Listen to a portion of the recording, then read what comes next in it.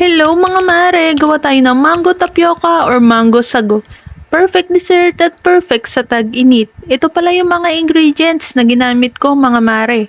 Madali lang siyang gawin kaya try nyo na din. Hindi kayo magsisisi, promise.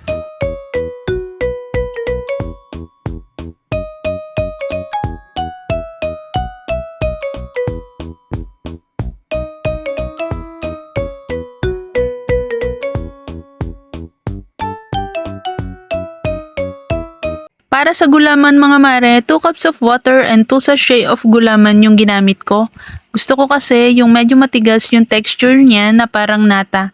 Mix well lang natin hanggang ma-dissolve yung gulaman. Pagkatapos ay isalin na natin siya sa malinis na container o malinis na lagayan. And set aside lang natin siya mga mare.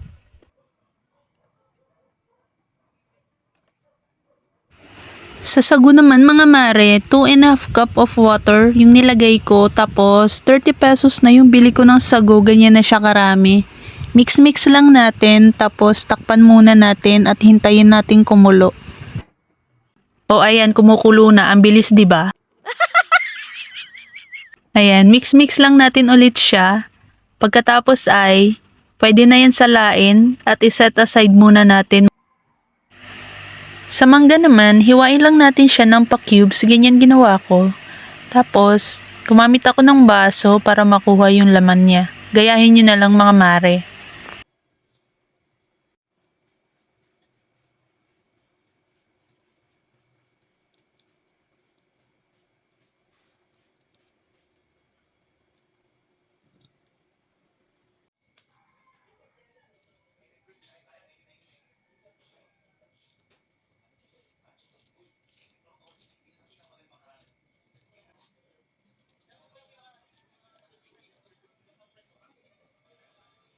Ayan, buo na yung gulaman. Hiwa-hiwain na natin siya ng pa-cubes.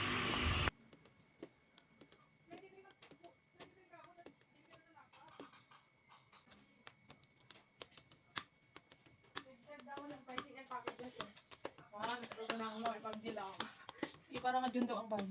Try ko tanong. 23?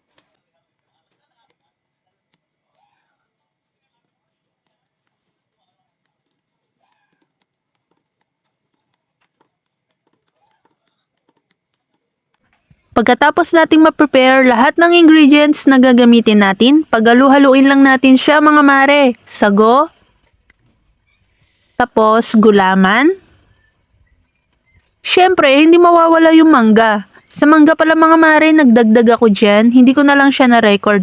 Mas masarap kasi siya pag mas marami. Dagdagan nyo na lang yung inyong mga mare.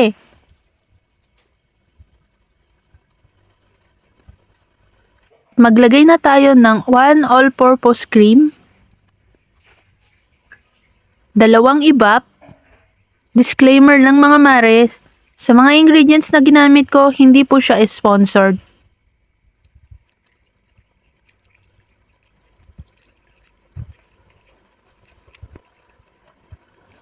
Halu-haluin muna natin siya bago natin ilagay yung condense. At ilagay na natin yung condensed na mango flavor.